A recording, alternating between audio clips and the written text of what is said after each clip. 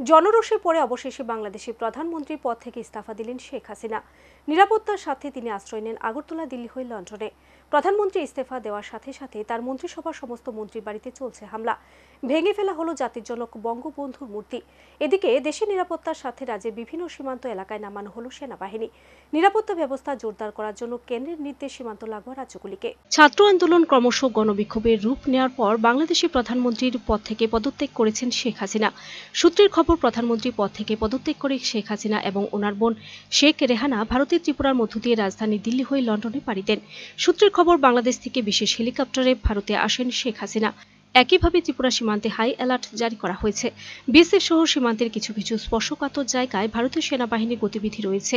সোনামুড়া সীমান্তে ইতিমধ্যে 2 কোম্পানি ভারতীয় সেনাবাহিনীর জওয়ান মোতায়েন করা হয়েছে বলে রাজ্য পুলিশ সূত্রের খবর। জানা গেছে, ত্রিপুরা সোনামুড়া শ্রীমন্তপুর স্থলবন্দরের আশেপাশেও ভারতীয় সেনাবাহিনী মোতায়েন করা হয়েছে। শেখ হাসিনার পুরো নিরাপত্তার দায়িত্ব এখন ভারতীয় গোয়েন্দা বিভাগ এবং সেনাবাহিনী নজর রাখছে বলে খবর।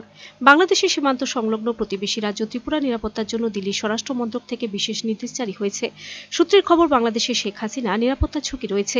এদিকে প্রধানমন্ত্রী পদ থেকে হাসিনা পদত্যাগ হওয়ার সাথে সাথে শুরু হয়ে যায় সে দেশের কেন্দ্রীয় মন্ত্রীদের বাড়িতে হামলা। আন্দোলনকারীরা লুটপাট চালায় গণভবনে। এখানেই শেষ নয়, শেখ হাসিনা ও জাতির জনক বঙ্গবন্ধুর মূর্তি ভেঙে গুড়িয়ে দেওয়া হয়। হামলা চালানো হয় আওয়ামী লীগের প্রধান কার্যালয়েও। নিরাপত্তাহীনতায় ভুগছেন গোটা বাংলাদেশের আওয়ামী লীগ দলের নেতাকর্মী সমর্থকরা, আতঙ্কগ্রস্ত হিন্দু ধর্মাবলম্বীরাও। একদিকে যেমন চলে আক্রমণ, ঠিক তেমনি আন্দোলনকারীরা মেতে ওঠেন বিজয় মিছিলে। সব মিলে অগ্নিগর্ভ অবস্থা এখন পার্শ্ববর্তী রাষ্ট্র বাংলাদেশের। বাংলাদেশে আপাতত সেনাবাহিনীর শাসন জারি হয়েছে। Video report, search India channel.